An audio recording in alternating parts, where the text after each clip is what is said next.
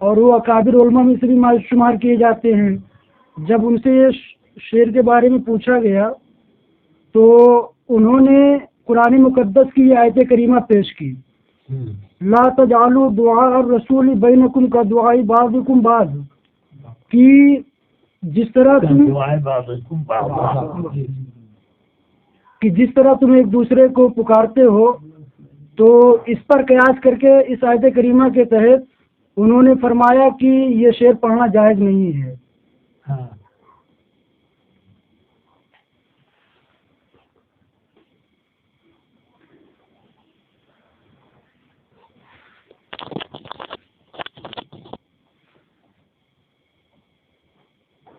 یہ لا تجعلوا دعاء الرسول بینکم دعاء بعضکم بعضا کا کیا معنی ہے؟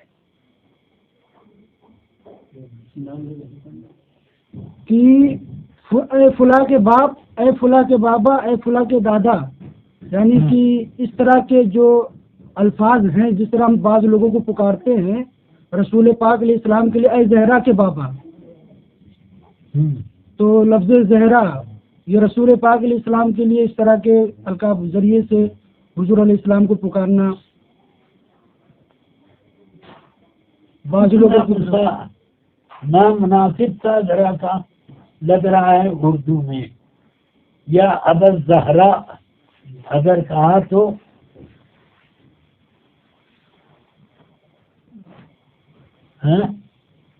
یا ابا زہرا ہے.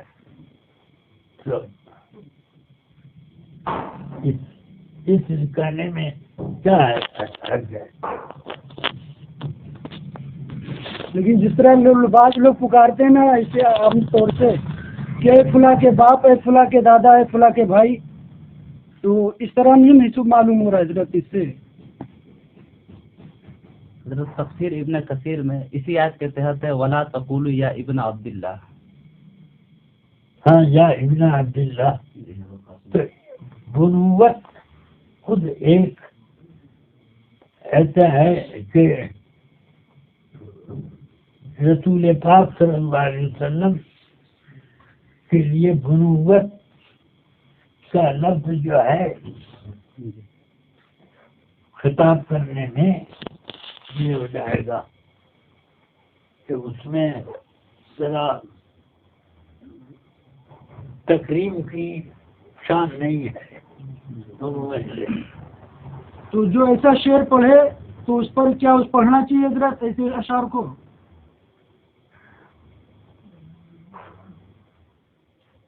کون سا شعر؟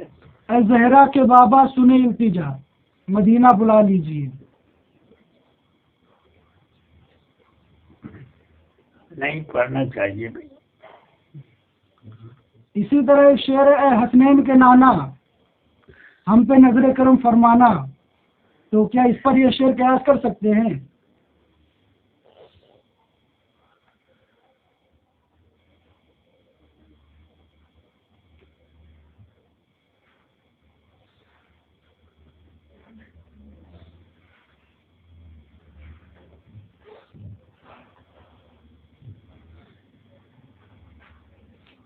ہاں، کیا ہے اے حسنین، آیت کیا ہے؟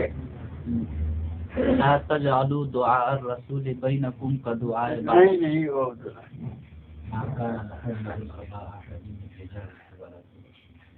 ہاں کیا دھیان سے اتر گئی.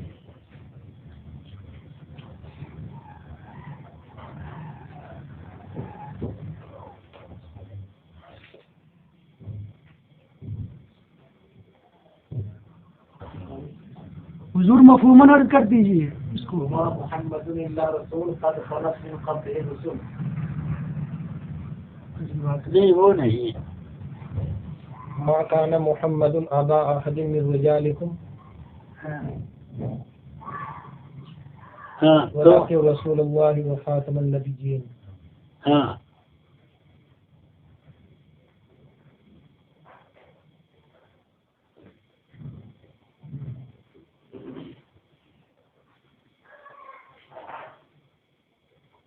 یہ لا تجعلوا دعاء الرسول بینکم کدعاء بعضکم بعضا. یہ آیت نازل ہوئی تھی یا ابو القاسم کہہ کے کسی نے یعنی یہودیوں نے ایسا کیا تھا کہ حضور تشریف لے جا رہے تھے، یا ابو القاسم کہہ کے پکارا. تو جب کیا ہے حضور متوجہ ہوئے، کیا ہے کہ نہیں میں نے آپ کو نہیں، وہ فلاں ابو القاسم ہے اس کو میں نے بلایا. تو اس پر یہ آیت نازل ہوئی لا تجعلوا دعاء الرسول بینکم کدعاء بعضکم بعضا، کہ اب آپس میں ابو القاسم کہا کہ پکارتے تھے تو ایسے نہیں پکارنا چاہیے. یا رسول اللہ، یا نبی اللہ، یا سید الانبیاء وغیرہ، یا نبی اللہ، اس طرح سے پکارا جائے گا.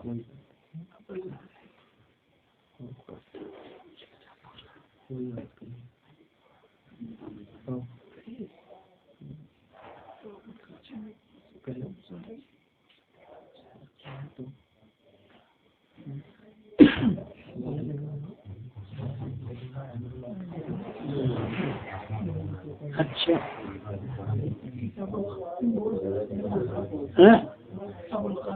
جیسے ابو القاسم کہنے سے منع کیا گیا، ابو زہرا کہنے سے منع نہیں کیا جائے گا. تو منع کیا تھا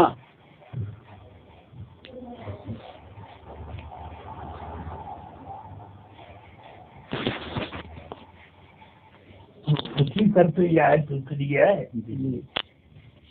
یا ابو القاسم کہا کہ ایک یہودی نے یا منافق نے جو بھی ہو پکارا، رسول پاک جا رہے تھے اور اس نے یا ابو القاسم کہا تو حضور متوجہ ہوئے کیا ہے کہ میں نے آپ کو نہیں بلایا، وہ اس کو بلایا ہے.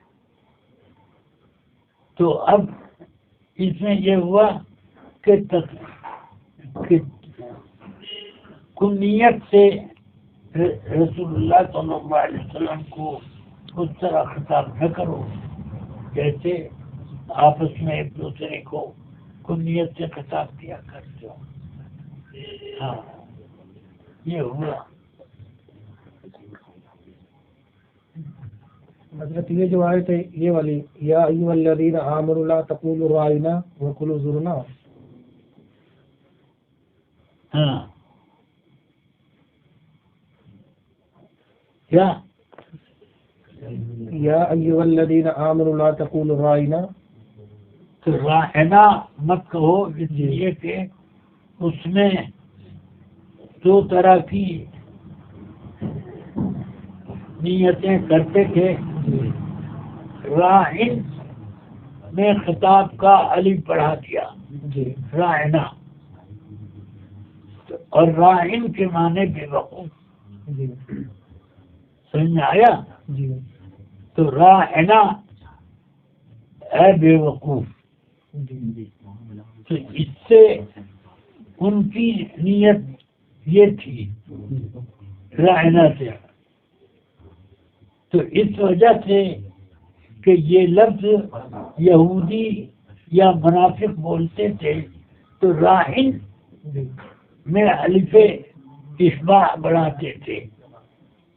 سمجھ میں آیا؟ اور مسلمان حضور کو راہنا فرماتے تو ہماری طرف توجہ کیجیے، ہماری رعایت کیجیے. سمجھ میں آیا؟ یہ تو مقصود دونوں کا الگ تھا، مگر ایک لفظ دو معنوں میں آ گیا. سمجھ میں آیا؟ راہنا یا تو راہن میں الف اشباع بڑھا کر کے خطاب کیا راہنا جیسے یاد رہتا. سمجھ میں آیا؟ اور ایک یہ ہے کہ راعن نہیں بلکہ راعے نہ، رعایت کیجیے ہماری، سمجھایا؟ جی رعایت فرمائیں ہماری. تو مسلمان بھی یہ کہتے تھے اور وہ بھی رائنا رائنا، یہودی اور منافقین یہ بھی کہتے تھے رائنا، اور وہ مراد لیتے تھے بے وقوف. رائن میں الف اشباع بنایا خطاب کا، تو رائنا اے رائن، اور رائنا مسلمان بولتے تھے تو رائے فعل ہوا، فعل امر رعایت فرمائیں نہ ہماری. تو اب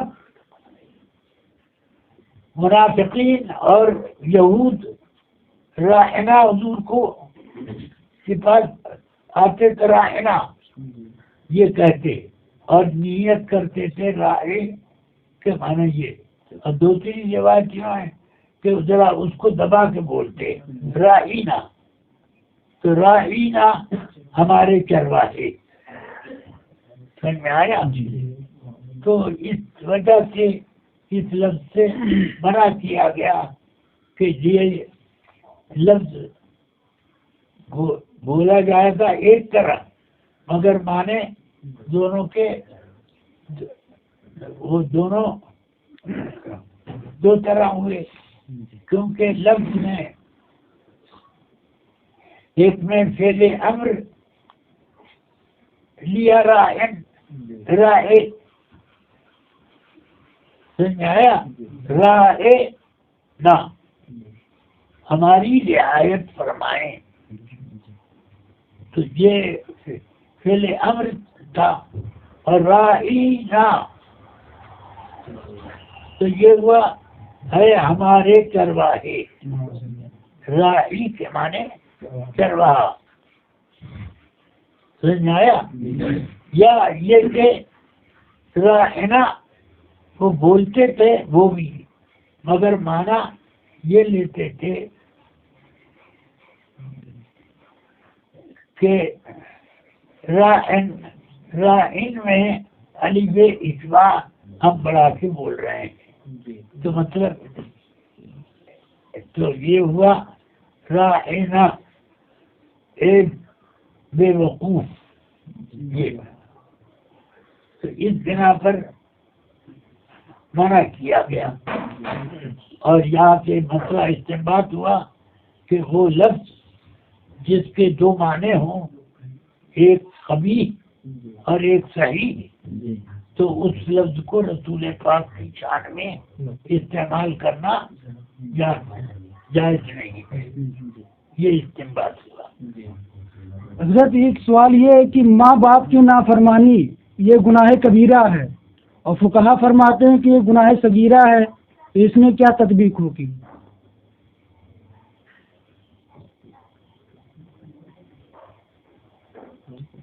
یہ وہ عادت ڈالنا کبیرہ ہے، اور ایک آدھ مرتبہ کا کبیرہ، تو یہی تعبیر ہو سکتی ہے کہ الصغائر